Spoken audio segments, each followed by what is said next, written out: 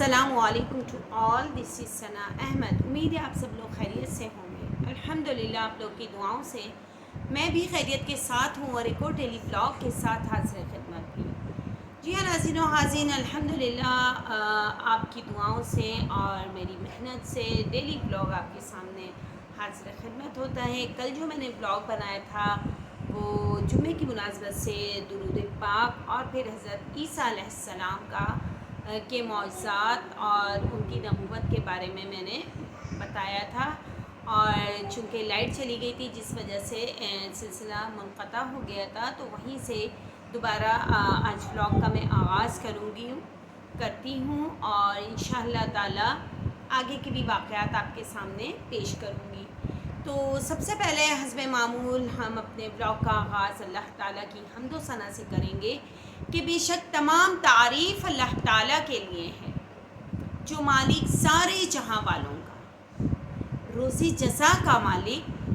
ہم تیری ہی عبادت کرتے ہیں اور تجھ سے ہی مدد چاہتے ہیں۔ ہم کو سیدھا راستہ چلا، راستہ ان کا جن پر تو نے انعام کیا، نہ کہ ان کا جن پر غضب ہوا اور نہ بہکے خون کا۔ الہی قبول فرما، آمین ثم آمین۔ ناظرین و حاضرین، کل جو میں نے ولاگ بنایا تھا اس میں نے حضرت عیسیٰ علیہ السلام کے بارے میں چند ان کے معجزات آپ کے سامنے پیش کیے تھے، اور خود حضرت مریم علیہ السلام نے کس طریقے سے جو وہاں کے آپ کے جو لوگ تھے ان کو کس طریقے سے آپ نے مطمئن کیا، کیونکہ وہ آپ پر غلط بیانی کا غلط اس کا الزام لگا رہے تھے۔ تو چنانچہ آپ نے اپنی بے گناہی، حضرت عیسیٰ علیہ السلام نے اپنی والدہ کی بے گناہی ثابت کی۔ تو وہیں سے میں ان کا دوبارہ سے آغاز کرتی ہوں۔ جب یہ میں نے واقعہ آپ کو بتا دیا تھا کہ حضرت عیسیٰ علیہ السلام کی جب عمر مبارک 30 سال ہوئی تو اللہ تعالیٰ نے نبوت سے نوازا اور حکم دیا کہ اللہ کے لوگوں کو اللہ کی طرف بلاؤ، اور اللہ تعالیٰ نے آپ پر انجیل نازل فرمائی۔ جی ہاں، انجیل جو ہے وہ آسمانی کتاب ہے، 4 مشہور آسمانی کتابیں ہیں، توریت، زبور، انجیل، قرآن مجید۔ جی ہاں، انجیل حضرت عیسیٰ علیہ السلام پر نازل ہوئی اور قرآن پاک حضرت محمد صلی اللہ علیہ وآلہ وسلم پر اترا۔ آپ کے ہاتھ بے شمار معجزے ظاہر کیے۔ آپ کے زمانے میں علم طب کا غلبہ تھا، تو اللہ نے آپ کو یہ معجزہ بخشا کہ کوڑھی کو تندرست کر دیتے، نابینا کو بینا کر دیتے، اور مٹی کی مورتیاں بنا کر ان میں پھونک مارتے تو وہ پرندے بن کر اللہ تعالیٰ کے حکم سے اڑنے لگتے، اور مردوں کو بھی بحکم اللہ زندہ کر دیتے۔ آپ کا ایک دوست تھا آزر، وہ بیمار ہو گیا۔ اس کی بہن نے آپ کے پاس پیغام بھیجا کہ آپ کا دوست آزر مر گیا ہے۔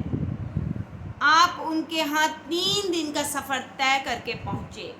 یہاں سے اب تھوڑا سا یہ بھی ایک معجزہ ہے آپ کا، آپ سنیں گے ضرور، آپ کو پسند آئے گا اور آپ کی معلومات میں بھی اضافہ ہوگا کہ آپ نے اس کی قبر پر جا کر دعا کی تو وہ 3 دن پہلے کا مرا ہوا آزر دوبارہ زندہ ہو کر اٹھ کھڑا ہوا اور زندہ رہا، یہاں تک کہ اس کی شادی بھی ہوئی اور اس سے اس کی اولاد بھی ہوئی۔ سبحان اللہ! تو یہ سب بحکم الہی تھا۔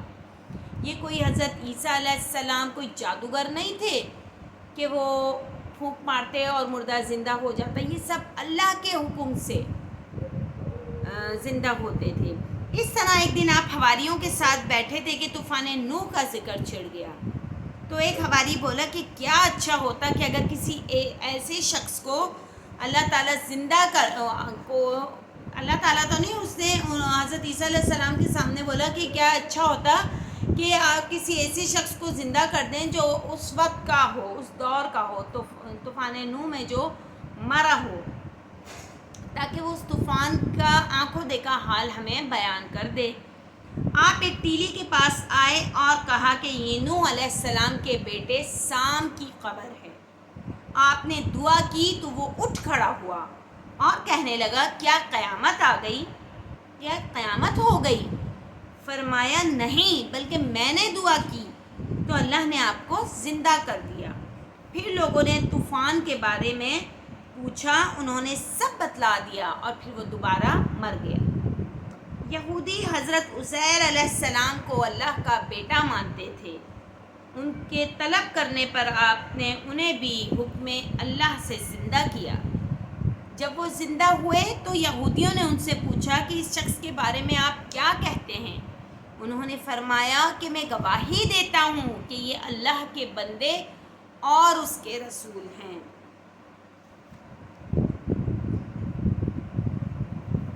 آسمان سے دسترخوان کا اترنا، یہ بھی ایک بہت بڑا معجزہ ہے جو آپ کے ہاتھوں سر انجام ہوا۔ ایک دن آپ نے حواریوں کو 30 روزے رکھنے کا حکم دیا۔ جب 30 دن پورے ہو گئے تو انہوں نے کہا، آپ سے مطالبہ کر دیا۔ اب انہوں نے کیا مطالبہ کر دیا؟ انہوں نے بولا کہ ہمارے لیے آسمان سے ایک دسترخوان اتروائیے تاکہ ہم اس میں سے کھائیں پئیں، اور اس سے ہمارے دل بھی مطمئن ہو جائیں گے کہ اللہ نے ہمارے روزے قبول فرما لیے ہیں۔ یہ شرط تو بڑی عجیب تھی، لیکن آپ کو اللہ پر پورا بھروسہ تھا۔ کس کو؟ حضرت عیسیٰ علیہ السلام کو۔ آپ دعا مانگنے پر آمادہ ہو گئے کہ ان کے لیے ایک ایسا دسترخوان اترے جو ان کے لیے عید کسی دعوت کا سا ہو اور سب کے لیے کافی ہو، مگر آپ کو اندیشہ تھا کہ کہیں یہ لوگ اس دسترخوان کی شرائط کو پورا نہ کریں، اس لیے آپ نے ان میں واز فرمایا۔ اس پر انہوں نے یقین دلایا کہ وہ شکر بھی بجا لائیں گے اور اس کی شرائط بھی پوری کریں گے۔ چنانچہ آپ نے کھڑے ہو کر بڑی عاجزی انکساری کے ساتھ اللہ کے سامنے دعا کی۔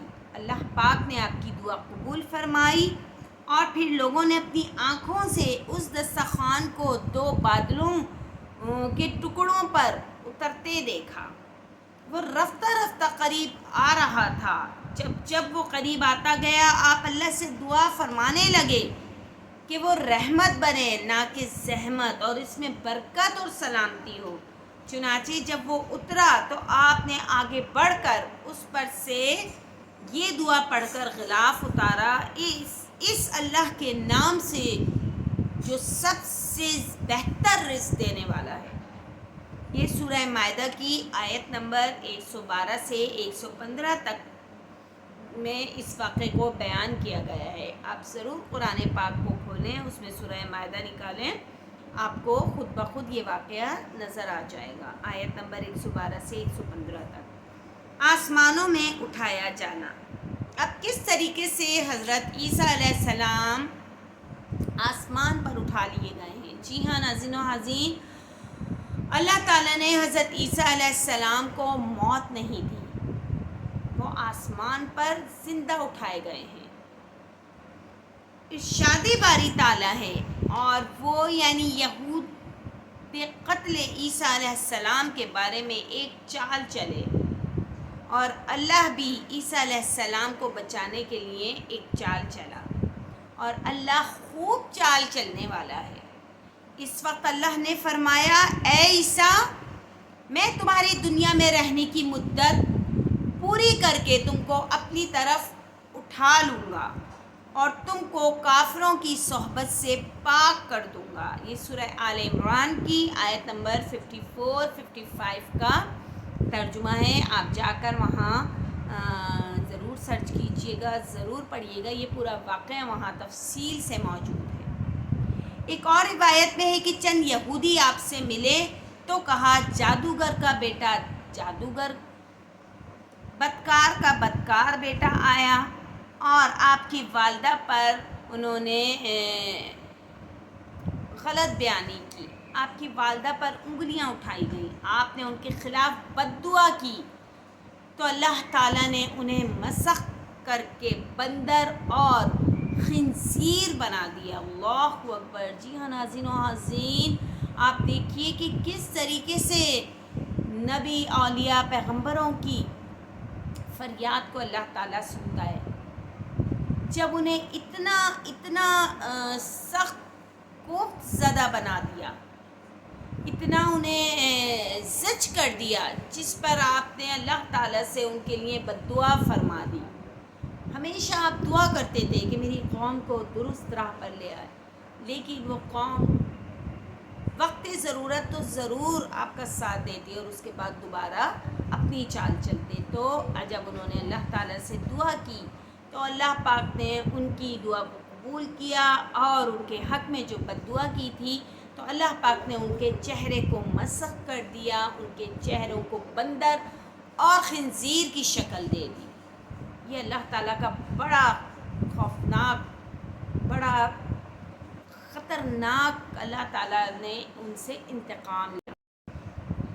یہ دیکھ کر بنی اسرائیلی جو تھے وہ سخت خوف زدہ ہو گئے، اور سب نے مل کر آپ کو قتل کرنے کا فیصلہ کر لیا۔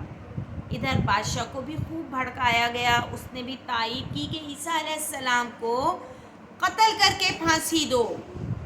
چنانچہ ان سب نے بیت المقدس کا محاصرہ کر لیا۔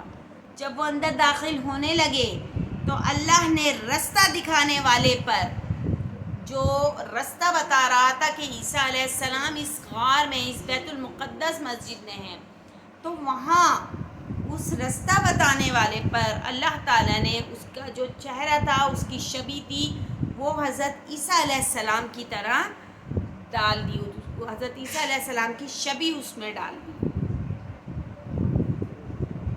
اور انہیں فرشتوں کے ذریعے روشن دان سے آسمانوں پر اٹھا لیا۔ وہ سب دیکھتے رہ گئے۔ جی ہاں، جو وہ رستہ دکھانے والا تھا نا، اس کا تو چہرہ حضرت عیسیٰ علیہ السلام کی طرح بنا دیا اللہ پاک نے، اور فرشتوں کو حکم دیا کہ حضرت عیسیٰ علیہ السلام کو آسمان پر اٹھا کے لے آؤ، زمین پر سے۔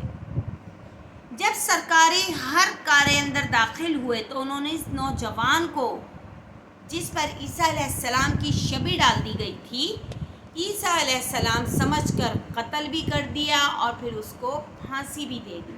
اللہ اکبر! اللہ تعالیٰ کا دیکھیے کیسا انتقام اللہ تعالیٰ نے اس قوم سے لیا۔ بے شک اللہ تعالیٰ سچ کہتا ہے، اور انہوں نے عیسیٰ کو قتل نہیں کیا اور نہ انہیں سولی پر چڑھایا، بلکہ ان کو ان کی سی صورت معلوم ہوئی۔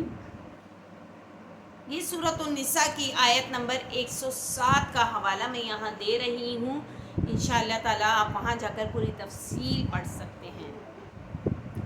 حضرت عیسیٰ علیہ السلام نبوت اور بیٹا ہونے کے درمیان، نصارہ آپ کو اللہ کا بیٹا کہتے ہیں، یہود کہتے ہیں عزیز اللہ کے بیٹے ہیں، اور نصاری کہتے ہیں حضرت عیسیٰ علیہ السلام اللہ کے بیٹے ہیں۔ یہ ان کے منہ کی باتیں ہیں۔ پہلے کافر بھی اسی طرح کی باتیں کیا کرتے تھے، یہ بھی انہی کی ریس کرنے لگے، اسی کی دوڑ میں شامل ہو گئے۔ اللہ ان کو مارے کدھر بہہ کے جا رہے ہیں۔ سورہ توبہ کی آیت نمبر 30 کا ترجمہ۔ قرآن کریم نے اس بات کا شدت کے ساتھ انکار کیا اور اس کو اللہ پر گھناؤنا ترین الزام قرار دیا کہ کوئی اس کا بیٹا ہو۔ ارشاد ہے، اور کہتے ہیں کہ اللہ بیٹا رکھتا ہے۔ ایسا کہنے والوں، یہ تو تم بہت بری بات زبان پر لائے ہو۔ قریب ہے کہ اس طرح سے آسمان پھٹ پڑیں اور زمین شق ہو جائے اور پہاڑ گر کر ریزہ ریزہ ہو جائیں کہ انہوں نے اللہ کے لیے بیٹا تجویز کیا۔ اللہ اکبر! یہ سورہ مریم کی آیت نمبر 88 سے 91 کا میں آپ کے سامنے ترجمے کا حوالہ دے رہی ہوں۔ اور کہتے ہیں کہ اللہ بیٹا رکھتا ہے، وہ پاک ہے، اس کا نہ بیٹا ہے نہ بیٹی، بلکہ جن کو یہ لوگ اس کے بیٹے اور بیٹیاں سمجھتے ہیں وہ اس کے عزت والے بندے ہیں۔ سورۃ الانبیاء آیت نمبر 26۔ جی ہاں، حضرت مریم علیہ السلام کو بولتے ہیں کہ یہ اللہ کی بیٹی ہیں، اور حضرت عیسیٰ علیہ السلام کو اللہ کا بیٹا کافر کہتے ہیں، حالانکہ ایسا کچھ نہیں ہے۔ اور اللہ تعالیٰ نے فرما دیا کہ وہ میرے نیک بندے ہیں۔ سورہ مریم میں، سورۃ الانبیاء میں آیت نمبر 26 آپ پڑھیں، وہاں آپ کو یہ ترجمہ واضح طور پر اس کی تفسیر مل جائے گی کیا آپ نے یہ صورت نہیں پڑھی، سورۃ الاخلاص؟ قل هو اللہ احد اللہ الصمد لم یلد ولم یولد ولم یکن لہ کفوا احد۔ کہو کہ اللہ ایک ہے، اللہ بے نیاز ہے، نہ وہ کسی کا باپ ہے اور نہ کسی کا بیٹا، اور اس کا کوئی ہمسر نہیں، اس جیسا کوئی نہیں۔ سبحان اللہ، اللہ تعالیٰ خود گواہی دے رہا ہے اس بات کی۔ تو پھر ہم کیوں کر ان باتوں کو یقین میں لائیں کہ حضرت عیسیٰ علیہ السلام نعوذ باللہ اللہ تعالیٰ کے بیٹے ہیں؟ جی نہیں، بلکہ وہ اللہ تعالیٰ کے عزیز ترین نیک بندوں میں شامل ہیں۔ اس میں شک نہیں کہ یہ نصاری کا ایسا پختہ عقیدہ ہے جس پر ان کے پورے مذہب کی عمارت کھڑی ہے، اور اس عقیدے نے ان میں اور توحید میں بڑی بڑی گہری گھاٹیاں پیدا کر دی ہیں۔ انسانی عقیدہ عقل اور ترجمے کی بنا پر ہوتا ہے، جو ہر دور میں مختلف اور اس کے مناسب حال ہوتا ہے، اور اگر کسی مصلحت کا تقاضا ہو تو دم بھر میں وہ عقیدہ ختم بھی کر دیا جاتا ہے، مگر دینی عقائد کا حال یہ نہیں ہوتا۔ وہ اللہ تعالیٰ سے ملتے ہیں، اور جتنے بھی رسول آ جائیں وہ ایک ہی رہتا ہے۔ پیغمبروں کی باتیں کبھی ایک دوسرے کے متناقض نہیں ہوتی، بلکہ ان کی زبان میں بھی کوئی تغیر و تبدیلی نہیں آتی، کیونکہ یہ وحی کے واسطے حاصل ہوتے ہیں۔ جو تمام باتیں پیغمبر لاتے ہیں، دنیا میں جو باتیں بتائی ہیں نبیوں نے، وہ تمام باتیں وحی کے ذریعے آپ تک پہنچی ہیں۔ وہ خود سے کوئی بات بنا کر نہیں پیش کرتے۔ اس بات پر آپ اپنا عقیدہ پختہ رکھیے، یقین کیجئے ایمان اتنا مضبوط اور پاورفل ہو جائے گا کہ کوئی بھی بیچ میں کوئی بھی دوسرا عقیدہ اگر شامل حال ہو رہا ہو تو ہم اس کو ریجیکٹ کر دیں، اور انشاءاللہ تعالی اسلام کا عقیدہ جو بنیادی عقائد پر مبنی ہے اس پر ہم قوی رہیں، طاقتور رہیں، تو اسلام بخوبی پھیلتا جائے گا۔ تو یہی وجہ ہے کہ عقیدہ پہلے پیغمبر سے لے کر آخری تک کو، پہلی قوم سے لے کر آخری قوم تک کو زنجیر کی کڑیوں کی طرح ایک دوسرے کے ساتھ جوڑ دیتا ہے۔ یہی وجہ ہے کہ ان میں التباس، تزاحم اور اختلاف نہیں ہوتا۔ سبحان اللہ، یہ ہمارا عقائد ہیں جس پر ہم پختہ ایمان رکھتے ہیں کہ اللہ تعالیٰ نے جتنے رسول انبیاء اولیاء بھیجے، 1,24,000 کم و بیش پیغمبر ہیں جو اللہ تعالیٰ کا پیغام لائے، وحی کے ذریعے ان پر پیغامات اترے۔ وحی حضرت جبرائیل امین آتے، وحی لے کر آتے، فرشتوں کے ذریعے آپ کو حکم ملتا، اور آپ پھر جتنے بھی فرشتے تھے، جتنے بھی نبی تھے، وہ اللہ تعالیٰ کا پیغام لوگوں تک پہنچاتے تھے۔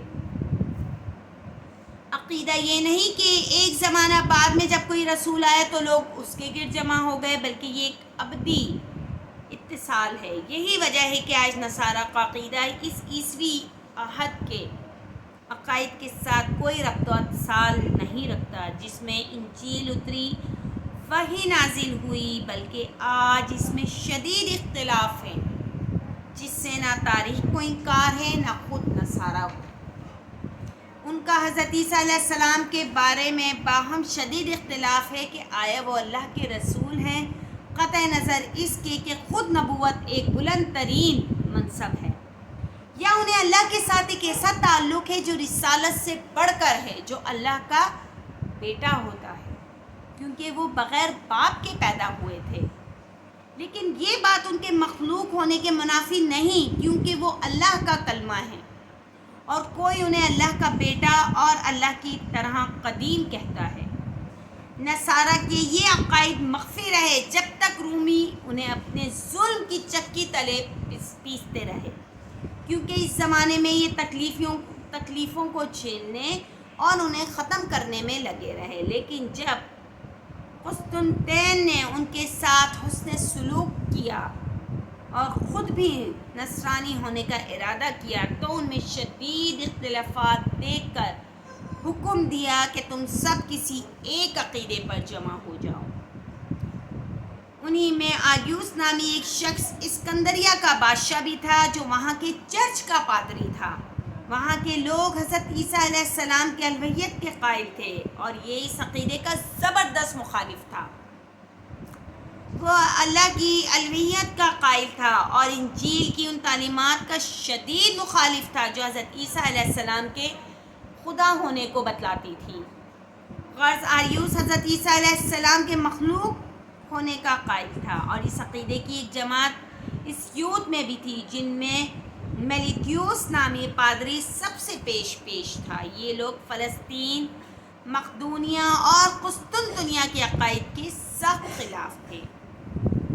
خیر یہ تو بات بہت لمبی ہوتی جائے گی۔ بہرحال جب وہ یہ بات مانتے تھے کہ نعوذ باللہ حضرت عیسیٰ علیہ السلام اللہ تعالیٰ کے بیٹے ہیں، تو پھر اللہ تعالیٰ نے سورۃ الانبیاء میں آیت نمبر 26 میں یہ بتا دیا کہ اللہ کا بیٹا رکھتے ہو وہ پاک ہے، اس کا نہ بیٹا ہے نہ بیٹی، بلکہ جن کو یہ لوگ اس کا بیٹا بیٹی بولتے ہیں وہ لوگ اللہ کے نزدیک نہایت عزت والے بندے ہیں۔ سبحان اللہ، سبحان اللہ۔ دیکھیں ناظرین و حاضرین کس طریقے سے اللہ نے اپنا بتا دیا کہ میرا نہ کوئی بیٹا ہے اور نہ بیٹی۔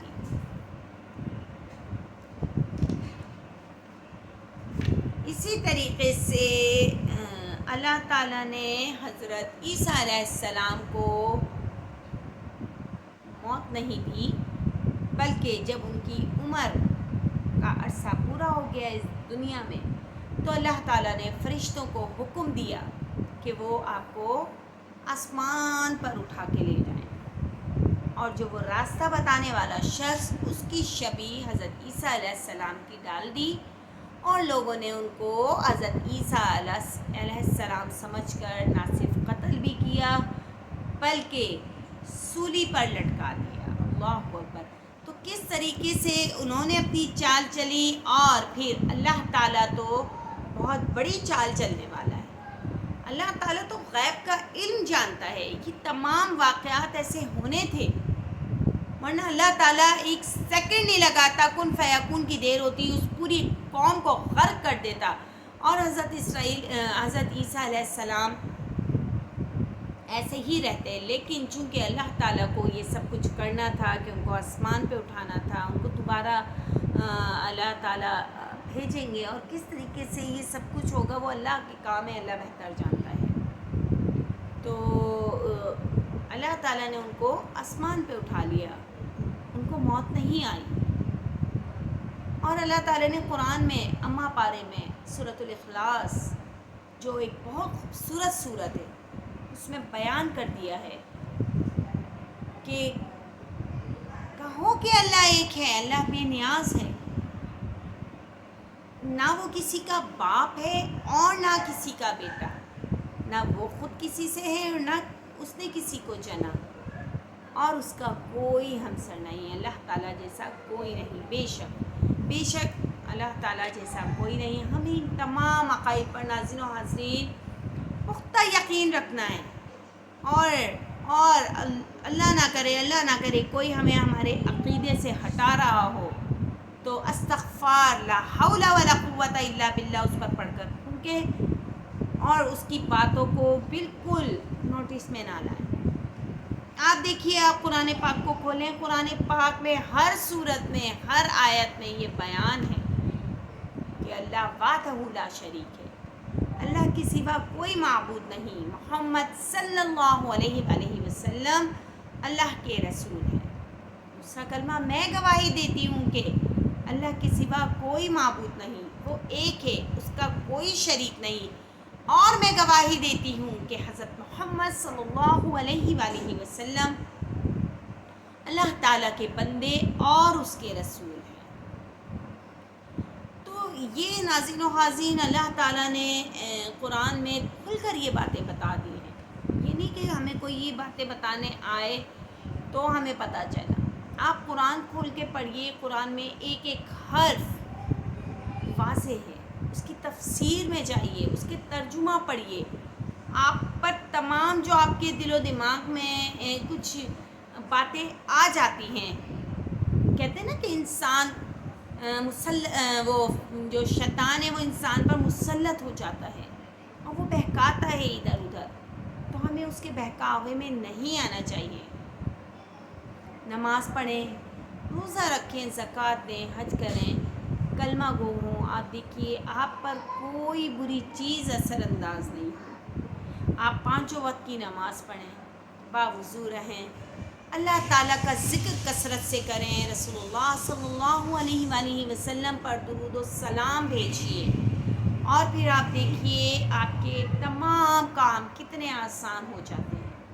اور کوئی ہمیں نعوذ باللہ کوئی ہمیں کہتا ہے کہ اللہ تعالیٰ کا بیٹا ہے، اللہ تعالیٰ کا بیٹا ہے، اللہ تعالیٰ کی بیٹی ہے، تو ہمیں اس کی کسی بات پر راضی نہیں ہونا، ایکسیپٹ نہیں کرنا، بلکہ اس کو الٹا اس کو بتا دیں، کیا تم نے قرآن کی یہ آیت نہیں پڑھی، یہ صورت نہیں پڑھی، سورہ اخلاص، وہ اس کے سامنے لے آئیے۔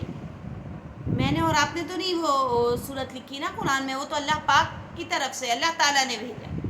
قرآن کا ایک ایک حرف اللہ کا ہے، نہ وہ کسی کاتب نے لکھا ہے، اور نہ وہ کسی پیغمبر نے، نہ کسی انبیاء نے، نہ کسی رسول نے۔ جو اللہ تعالیٰ نے فرمایا ہے وہ قرآن ہے، وہ قرآن میں موجود ہے، تو اس بات پر تو بحث ہی نہیں ہونی چاہیے۔ اور اپنے عقیدے کو مضبوط رکھیے، پختہ رکھیے، مستحکم رکھیے۔ آپ دیکھیے آپ زندگی کی دوڑ میں آگے نکل جائیں گے، اور اللہ تعالیٰ کا ذکر اتنی کثرت سے کریں کہ لوگ آپ کو مجنون سمجھیں، اللہ تعالیٰ کا دیوانہ سمجھیں۔ جس طریقے سے ہمیں کسی سے محبت ہوتی ہے نا، تو ہم اس کا ذکر بار بار کرتے ہیں، اپنی ہر جگہ اس کی بات کرتے ہیں۔ اگر بالفرض جیسے مجھے اپنے بیٹے سے بہت زیادہ محبت ہے، تو میں اپنے بیٹے کا ذکر ہر جگہ کروں گی، اس کی باتیں بتاؤں گی، اس کی واقعات بتاؤں گی، اس کی اچھی اچھی باتیں کروں گی، لوگوں کے سامنے پیش کروں گی۔ تو یہ کیا ہوتا ہے، اپنے محبوب ہو جاتا ہے وہ چیز جس کی ہم بار بار تعریف کریں۔ تو ہمیں اللہ تعالیٰ سے زیادہ کسی کو اپنا محبوب نہیں بنانا، رسول پاک صلی اللہ علیہ وآلہ وسلم سے زیادہ تو کوئی بھی ہمارا محبوب نہیں ہے۔ تو ہمیں کیا کرنا ہے، نماز آپ صلی اللہ علیہ وآلہ وسلم کا حکم ہے، کیونکہ یہ آپ کو تحفہ دی گئی تھی، نماز کا تحفہ معراج کی شب آپ کو ملا تھا اپنے امتیوں کے لیے، اور 5 نمازیں مسلمانوں پر فرض ہیں، فجر، ظہر، عصر، مغرب، عشاء۔ تہجد تو بہت بہترین ہے کہ آپ تہجد بھی پڑھتے ہیں۔ تو یہ 5 نمازیں فرض ہیں، ان 5 نمازوں میں آپ اور میں یہ دیکھیے کہ ہم کتنی کوتاہی برتتے ہیں۔ ہم ہر کام وقت پر کرتے ہیں، اسکول وقت پہ جانا ہے، کوچنگ وقت پہ جانا ہے، آفس وقت پہ جانا ہے، ٹیچر ہیں تو وقت پہ حاضری لگانی ہے ورنہ لیٹ لکھ دیا جائے گا، لیکن نماز کی طرف ہم نہیں ہیں، نماز سے دوری ہے۔ اذان ہو بھی جاتی ہے تو ہم بولتے ہیں ابھی پڑھ لیں گے۔ اول وقت میں نماز پڑھنے کا ثواب بہت زیادہ ہے، پھر اس کے بعد درجہ بدرجہ آپ کو ثواب ملتا ہے، لیکن جیسے ہی اذان ہو وضو کی طرف جائیے، وضو بنائیے اور پھر نماز کی ادائیگی کر دیں۔ آپ یقین کریں جیسے ہی آپ وضو بنائیں گے نا، اسی لمحے آپ فوراً جا نماز پہ کھڑے ہوں گے، آپ پھر ادھر اور ادھر کہیں نہیں جائیں گے۔ یہ آزمائی بھی بات ہے، میرے ساتھ بھی ہوتا ہے کہ میں بھی یہ بولتی ہوں، ہاں ابھی وہی شیطان مسلط ہو جاتا ہے انسان پر، وہ بہکاتا ہے ہمیں، ایسے ایسے کام ہمارے سامنے لاتے ہیں جو پینڈنگ میں ابھی کرنے ہیں، کریں گے آرام سے، وہ سامنے آ جاتے ہیں، ارے پہلے یہ کر لو، ارے پہلے یہ کر لو، پھر نماز پڑھ لیں گے۔ تو کیا ہوتا ہے وہاں سے پھر ہمارا ٹائم شارٹ ہونا شروع ہو جاتا ہے، پھر ہم نماز بالکل اینڈ میں، مطلب ظہر کی نماز اور عصر کی نماز ہم پڑھ رہے ہیں، ظہر کی نماز عصر سے تھوڑی سی دیر پہلے، تو وہ نماز بھی نہیں، ایسا نماز اللہ تعالیٰ قبول نہیں کرتے۔ ہاں آپ کسی مشکل میں گرفتار ہیں، کسی سفر میں دیر سویر ہو گئی گھر پہنچنے میں، تو آپ نے نماز کی ادائیگی کر لی، اٹس اوکے. بٹ یہ کہ ہم جان بوجھ کے اپنی نمازوں کی طرف سے غافل ہیں، وہ نہیں کرنا.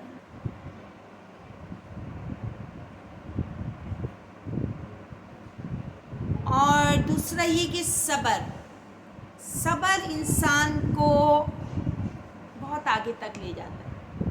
آپ دیکھیے اگر آپ کی کوئی چیز کھو جاتی ہے تو ہم کیسے پاگل ہو جاتے ہیں اس چیز کی تلاش میں، اس چیز کی جستجو میں کہ ہمیں وہ چیز مل جائے.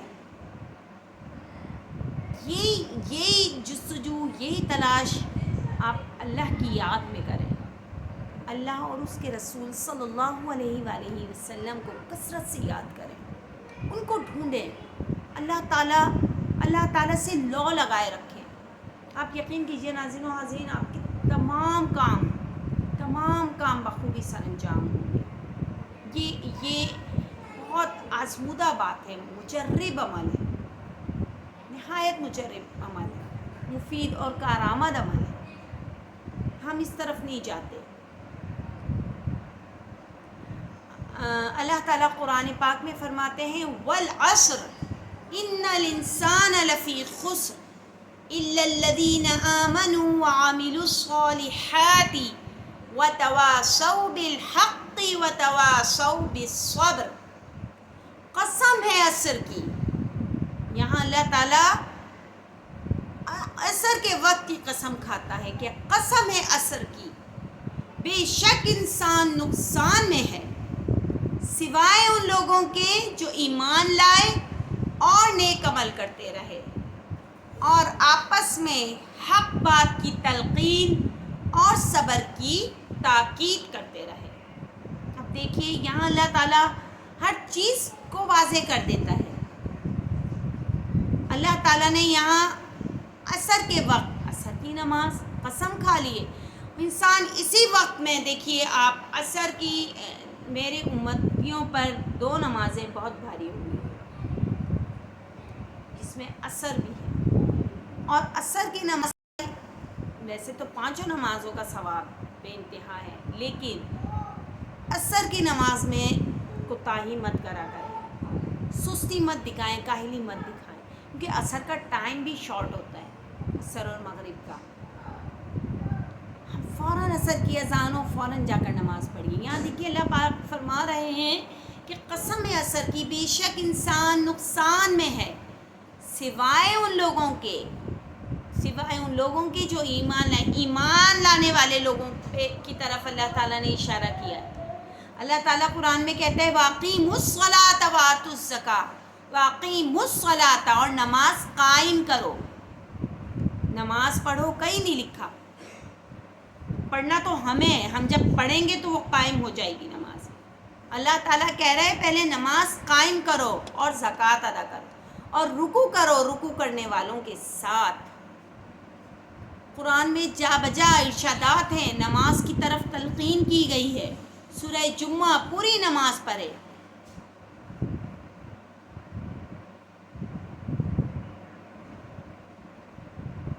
اور اسی طریقے سے آپ دیکھیے سورہ تغابن، سورہ حشر، سورہ محمد، اس تمام صورتوں میں اللہ تعالیٰ نماز کی طرف بھی بلا. قرآن میں جگہ جگہ یا ایھا الذین آمنو، اے ایمان والوں کو اللہ تعالیٰ مخاطب کر رہا ہے. اے مسلمانوں نہیں بول رہا، مسلمان تو ہر کوئی ہے، کلمہ پڑھتا ہے لا الہ الا اللہ محمد رسول اللہ، لو جی مسلمان ہو گیا. لیکن ایمان والا کون ہوگا؟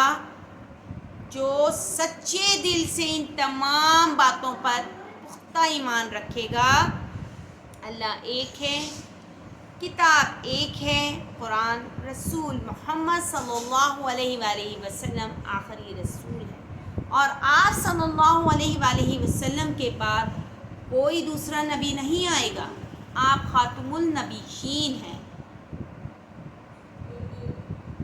وَمَا أَرْسَلْنَاكَ إِلَّا رَحْمَةً لِّلْعَالَمِينَ، اور بے شک آپ کو تمام جہانوں کے لیے، دونوں جہانوں کے لیے رحمت بنا کر بھیجا.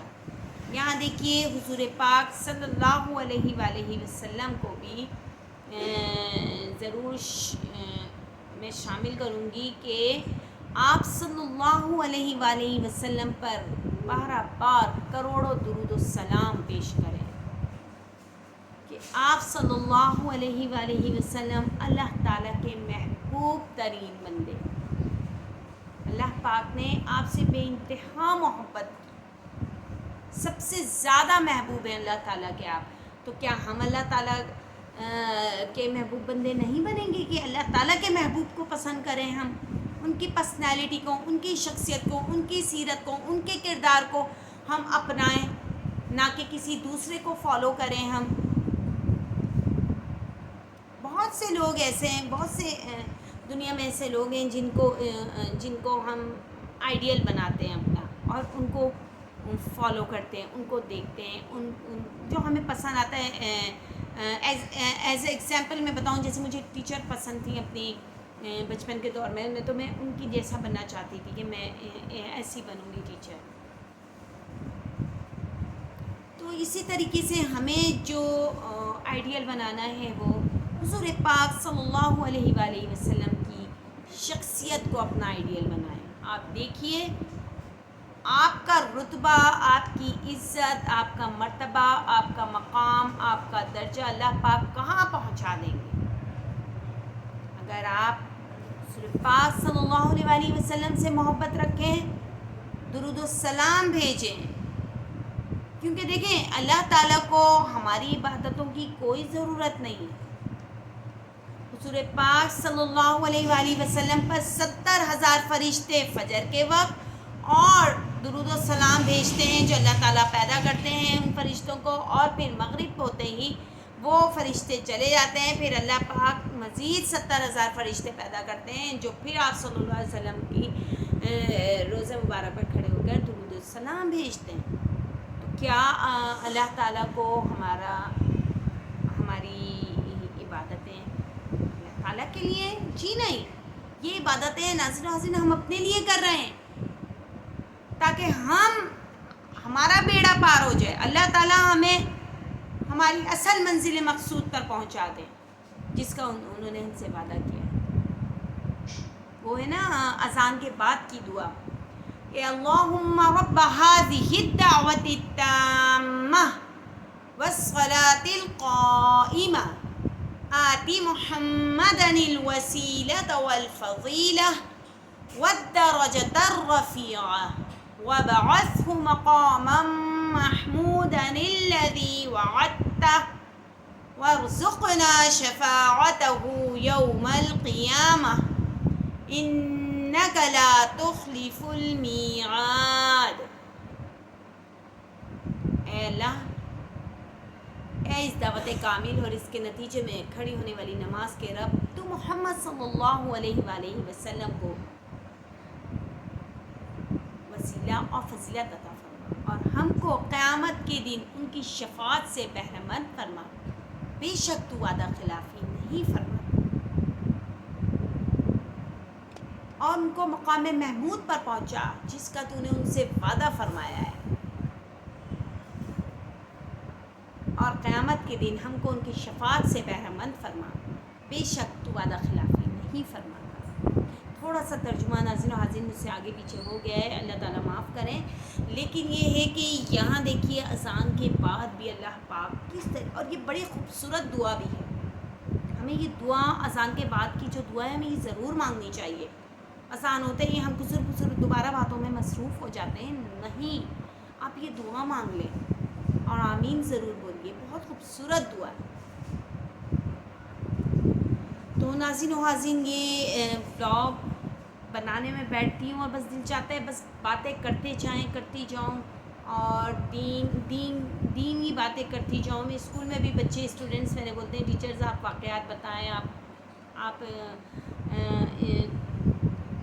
بولتی رہیں، بتاتی رہیں، بات سے بات نکلتی ہے تو پھر بہت زیادہ باتیں ماشاء اللہ سے بہت زیادہ معلومات انسان کے پاس جمع ہو جاتی ہیں جب ہم اچھی کتابوں کا مطالعہ کرتے ہیں۔ تو اپنے قیمتی وقت کو موبائلوں میں مت ضائع کریں، فحاشی دیکھنے کے بجائے آپ اسلامک چینلز دیکھیں، آپ اسلامک بکس کو پڑھیے، لائبریری جائیں، اسلامک بکس کو ایشو کروائیں اور وہ گھر میں لا کر ان کو پڑھیے۔ آپ یقین کریں رونگٹے کھڑے ہو جاتے ہیں انسان کے جب وہ اسلام کو پڑھتا ہے، تفصیل سے پڑھتا ہے۔